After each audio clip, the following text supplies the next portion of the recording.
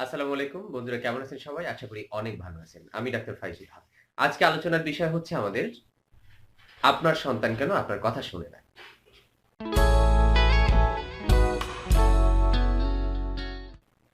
তো বন্ধুরা, আমরা সবাই চাই, মা-বাবা হিসাবে সবাই চায় যে আমার সন্তানটি আ একটি সুনাগরিক হিসাবে বড় হোক, একটি সুসন্তান হিসাবে বড় হোক, একজন ভালো মানুষ হোক। কিন্তু সমস্যা হয় যে আমরা যখন লালন-পালন করি এর ভিতরে কিছু ভুল থাকে।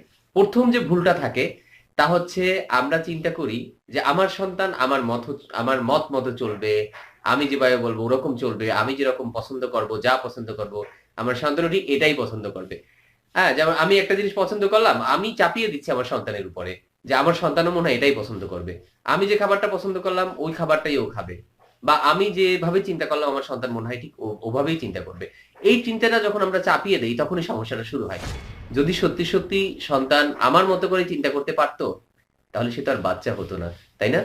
যাই হোক, আমরা আলোচনা শুরু করি। আমাদের সাথে থাকলে আপনারা আশা করি উপকৃত হবেন। যারা মা-বাবা হবেন বা যারা মা-বাবা আছেন, যারা সন্তানকে আ মানে সন্তানের ভালো চান, আশা করি আমাদের টিপস গুলো তাদের জন্য খুব কাজে লাগবে।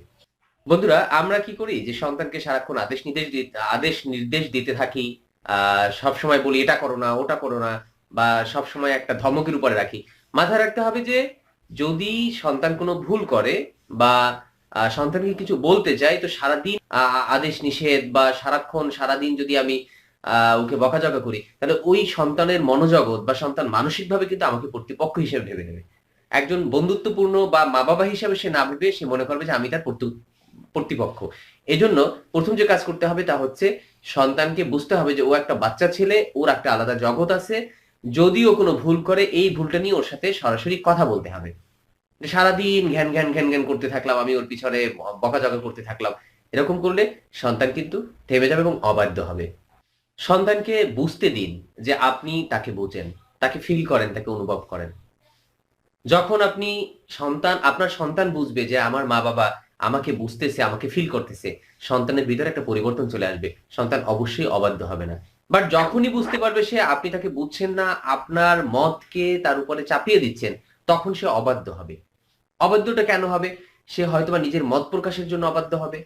অথবা নিজে কিছু চাচ্ছে বলতে সে বুঝছে যে না আমার মা-বাবা আমার কর্তৃপক্ষ হয়ে গেছে। আমার মা-বাবা আমাকে এটা দেবে না। ধরি একটা ব্যাট, ক্রিকেট খেলার ব্যাট। হ্যাঁ? তো এই ব্যাটটা সে চাচ্ছে সে খেলার জন্য। কারণ তার বন্ধুরা খেলতেছে। এখন এটা তার চাওয়া, তার নিড।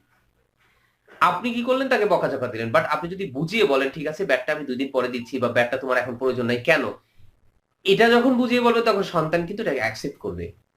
আবার যখন সন্তানকে বুঝতে পারবেন আপনি যে, "হ্যাঁ, ঠিক আছে। তুমি খেলো ঠিক আছে। বাট খেলার সময় খেলা, পড়ার সময় পড়া। তোমাকে আমি খেলার জন্য সময় দিলাম।" তোমার খেলাটা প্রয়োজন। এই যে প্রয়োজনীয়তাটা বা বাচ্চা যা চাচ্ছে বা বাচ্চার যা ফিল করছে, বাচ্চার অনুভূতিটা যদি বোঝা যায় তাহলে বাচ্চা সাধারণত অবাধ্য হয় না। মা-বাবা কিন্তু সন্তানকে অবশ্যই ভালোবাসে। সন্তানের মা যেমন ভালোবাসে, বাবাও ভালোবাসে। উভয়ই ভালোবাসে মানে উভয়ের ভালোবাসাটাই রিয়াল। বাট সমস্যা হয় কখন? যখন উভয় একমত না হয়। মানে মা-বাবার মধ্যে যদি মতের অমিল হয়। দেখা গেল যে মা চাচ্ছে এটা, বাবা হয়তোবা একটা কথা বলল, মা বলল, "না তুমি এটা না করে এভাবে করো।" সন্তানের সামনে তারা নিজেরাই তর্ক করে দিল। তো এখানে ১ম জরুরি হচ্ছে সন্তানের কোনো ভালোর বিষয় হাসব্যান্ড ওয়াইফ হিসাবে উভয়ের একমত হওয়া। যখন আপনি একমত না হবেন তখন সন্তান বিভ্রান্ত হয়ে যাবে।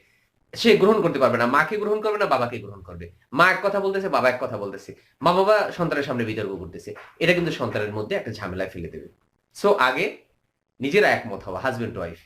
প্রত্যেকটা বাচ্চার ভিতরে কিন্তু প্রশ্নের জন্ম হয়। তারা প্রশ্নের ফ্যাক্টরি। যা দেখে এটা কি, ওটা কি, এটা কি? বা ছেলে যখন বড় হতে থাকে তখন সে বিভিন্ন বিষয় জানতে চায়। হতে পারে সেটা সেক্স এডুকেশন হতে পারে।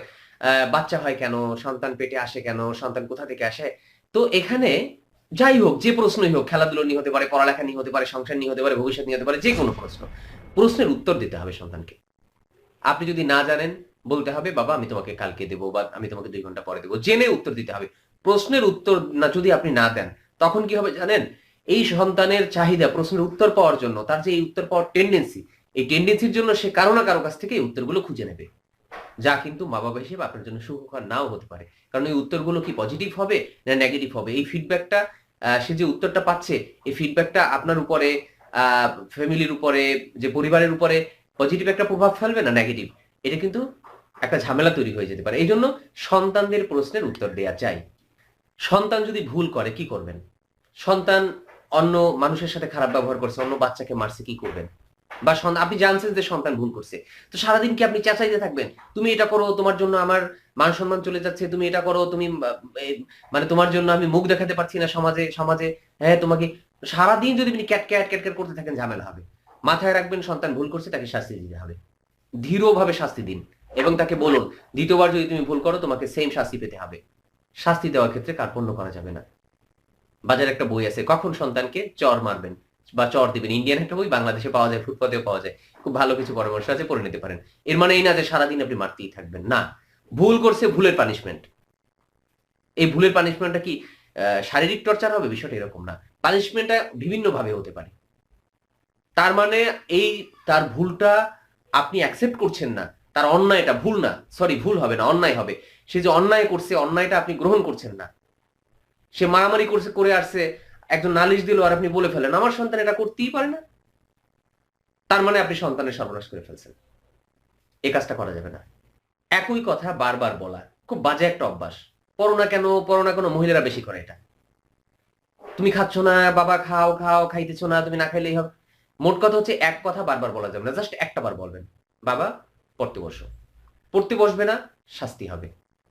শাস্তিটা কিন্তু মারামারি বলি নাই আমি, বিভিন্ন ভাবে হতে পারে। শাস্তিটা হতে পারে তাকে খেলনা কিনে না দেওয়া, শাস্তি হতে পারে তাকে ঘুরতে না দেওয়া। মোট কথা একটা শাস্তি লাগবে, সে যেন বুঝতে পারে যে না, বাবা কথা বলছে, আমার বাবার কথাটা শুনতে হবে। যদি আপনি সারাদিন কথা বলতে থাকেন, কথা বলতে থাকেন, তখন কিন্তু সে বুঝবে না সমস্যা নাই, এগুলো বলবেই। মা বাবা এগুলো বলে, অনেক সন্তানরা বলে তোর মা বাবা এগুলো বলতেই থাকে, এগুলো বলে, এক কান দিয়ে শোনো, এক কান দিয়ে বের করো। কিন্তু যখনই মনে হবে, যখনই সন্তান বুঝবে না বাবার কথা শুনতে হবে, না হয় আমি কোনো কিছু পাবো না, বাবাকে চাইলে হয়তো এটা সে আমাকে দেবে না, তখন কিন্তু সন্তান আপনার বাধ্য হয়ে যাবে। সারাদিন বকবক না করে কথা বলুন, একবার তাকে বুঝিয়ে বলুন, আমি একবার বলছি, এটা তোমাকে করতে হবে, প্রয়োজনীয়টা করতে হবে। মানে ওর এমন কিছু না যে আপনার খেয়ালটা চাপিয়ে দিচ্ছে, বিষয়টা না। ওর ভালোর জন্য যেটা দরকার, হ্যাঁ খাওয়াটা দরকার, আপনি জানেন যে ঠিকভাবে খেতে হবে, বাচ্চা না খেলে পুষ্টি পাবে না। তো বাচ্চা সারাদিন খেলছে, সারাদিন টই টই করে ঘুরছে, সারাদিন বলছে আমি খাবো না, আমার খেতে ইচ্ছে করছে না, সারাদিন সে ফাস্ট ফুড খেতে চাচ্ছে, সারাদিন সে কার্টুন চালাতে, মানে কার্টুন দেখতে চাচ্ছে, এখন মেনে নেবেন নাকি? মেনে নেবেন, যতটুকু প্রয়োজন ঠিক ততটুকু। সন্তানের সাথে জেনারেশন গ্যাপ একটা ফ্যাক্টর, জেনারেশন গ্যাপকে মিটিয়ে ফেলুন। আপনি যে আদিকালের ছিলেন, বর্তমান ইয়ং জেনারেশন বা বর্তমান বাচ্চারা কিন্তু সেই জেনারেশন না। আপনি যদি চান মা বাবা হিসাবে আমি ছোটবেলা যেমন লুতুপুতু ছিলাম, আমার ছেলেটাও লুতুপুতু থাকবে, বিষয়টা নাও হতে পারে। এই জেনারেশন এখন বাচ্চারা জন্মের পরপরই সে স্মার্টফোন ধরে। আপনার জেনারেশন কখনো কল্পনা করতে পারছে আপনি যখন বাচ্চা ছিলেন? পারেন নাই। তো এইখানে আপনার বাচ্চার দৃষ্টিভঙ্গির সাথে আপনার দৃষ্টিভঙ্গিকে মেলানো যাবে না। যেমন আমার ছেলেটা, আমার চেয়ে বড় ছেলের কথা বলি, ও ভীষণ রকমের অ্যাডভান্স। আমি ওর সাথে অনেক সময় টেকনোলজিতে পারি না, হ্যাঁ থ্যাংকস ওকে, বাট টেকনোলজি যেন অপব্যবহারের কারণ না হয়, এই জেনারেশন গ্যাপটা যেন না থাকে, ও যেন শেয়ার করতে পারে, গল্প করতে পারে একটা বিষয় নিয়ে। বর্তমান যে ওদের যে চিন্তাটা, ওদের চিন্তাটাকে যেন আপনি স্পর্শ করতে পারেন, এই গ্যাপটা যেন তৈরি না হয়, তাহলে বাচ্চার দূরত্ব তৈরি হবে। এই বাচ্চা খুঁজে নেবে এমন কাউকে যে তার এই গ্যাপটাকে বুঝবে। আপনার ছোটবেলার শখ ছিল আপনি ডাক্তার হবেন, হতে পারেন নাই, হয়েছেন ব্যাংকার। অথবা ছোটবেলার স্বপ্ন ছিল আপনি ইঞ্জিনিয়ার হবেন, হইতে পারেন নাই, হয়েছেন ডাক্তার। মানুষের অপূর্ণ স্বপ্ন থাকে, মানুষের অনেক চাওয়া থাকে, কিন্তু সব চাওয়া পূরণ হয় না। মানুষের ঝামেলাটা হয় তারা সন্তানের মধ্যে ওই চাওয়াটাকে সন্তানের দ্বারা পূরণ করতে চায়। হ্যাঁ আমি, আমার ইচ্ছা ছিল আমি ডাক্তার হব, আমি হতে পারি নাই, আমি চাই আমার সন্তান ডাক্তার হোক। বাট আপনার সন্তান তো ডাক্তার হতে চাচ্ছে না, আপনার সন্তান চাচ্ছে ফটোগ্রাফার হতে, আপনার সন্তান হচ্ছে ফিল্ম মেকার হতে, আপনার সন্তান হচ্ছে ইঞ্জিনিয়ার হতে, আপনার সন্তান হচ্ছে ব্যাংকার হতে, বাট ডাক্তার হতে চাচ্ছে না। চাপিয়ে দিলে ঝামেলাটা হবে, চাপিয়ে দেওয়া যাবে না, সন্তান অবাধ্য হবে। যারা থ্রি ইডিয়ট ছবিটা দেখছেন তারা দেখছেন যে একটা ছেলে ইঞ্জিনিয়ার হয়েছে, পরবর্তীতে সে তার ফটোগ্রাফার হওয়ার শখ। আহ, আমির খান তার মা, মানে ছেলেটাকে এরকম ইমপ্রেস করছে, ছেলেটা মা বাবাকে বুঝাইছে, একটা সময় সে ভালো অবস্থানে গেছে। আমাদের বাংলাদেশি অনেক আছে, একজন ডক্টর আছে তিনি আহ, মানে আন্তর্জাতিকভাবে ফটোগ্রাফার হিসেবে স্বীকৃত। যাই হোক আমি ওদিকে যাচ্ছি না, বিষয়টা হচ্ছে যে তার অনুভূতিকে, তার চাওয়াকে, সে কোন বিষয়ে এস্টাবলিশড হতে চায় এ বিষয়ে প্রাধান্য দেওয়া, নিজের বিষয়টাকে না। যে আমি চাই আমার সন্তান সমাজে আমার মুখ উজ্জ্বল করুক, ইঞ্জিনিয়ার হয়, বা সন্তান যে সে মজা পাচ্ছে না, সন্তান যে ওই সেক্টরে ভালো হতে পারছে না, এটা কিন্তু কেউ বুঝছে না। যেমন আমি বেসিক্যালি বলি, আমি প্রফেশনালি একজন ন্যাচারাল মেডিসিনের চিকিৎসক, আমি পড়াশোনা করছি হোমিও, পড়াশোনা করছি ইউনানি, পড়াশোনা করছি আয়ুর্বেদিক। বাট আমার ব্যাকগ্রাউন্ড কি জানেন? বরিশাল পলিটেকনিক থেকে আমি ইলেকট্রনিক্সে ডিপ্লোমা ইন ইঞ্জিনিয়ারিং করছি, পরবর্তীতে আমি বিএসসি ইন ইঞ্জিনিয়ারিং করছি ট্রিপলিতে। আমি কিন্তু ইলেকট্রিক্যাল অ্যান্ড ইলেকট্রনিক্সে বিএসসি ইঞ্জিনিয়ার।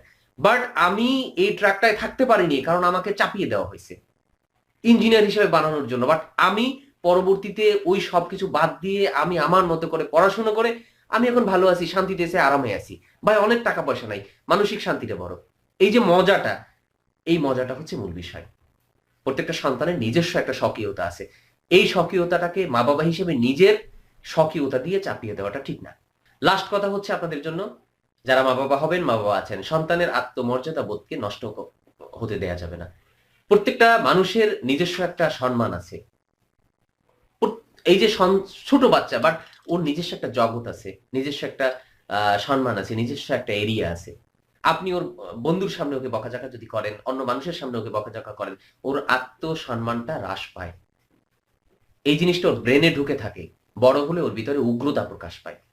কারো সামনে মানে এমন কিছু করা যাবে না যার সন্তানের সম্মানটা নষ্ট হয়, সন্তানের ইগোতে আঘাত লাগে, আত্মমর্যাদা ছোট হয়। অনেক ধন্যবাদ যারা আমাদের সাথে এতক্ষণ ছিলেন। অনেকে বিয়ে করেন নাই, বিয়ে করবেন, সন্তান হবে, তাদের এই টিপস গুলো কাজে লাগবে। বা অনেকে বিয়ে করে ফেলছেন, সামনে সন্তান হবে, আশা করি টিপস গুলো কাজে লাগবে। কিছু কথা আমার নিজের জীবনের অভিজ্ঞতা থেকেও বললাম। অনেক আনন্দময় একটা সময় কাটালাম আপনাদের সাথে। যারা চ্যানেলটি সাবস্ক্রাইব করেনি, সাবস্ক্রাইব করুন। আপনাদের ভালোবাসা আমাদের সামনের পথগুলো আরো মসৃণ হবে, আমরা এটা বিশ্বাস করি। সাবলীল হবে, এটাও বিশ্বাস করি। অনেক শ্রদ্ধা, অনেক ভালোবাসা আপনাদের জন্য, যারা এতদিন থেকে আমাদের সাথে আছেন। আল্লাহ হাফেজ।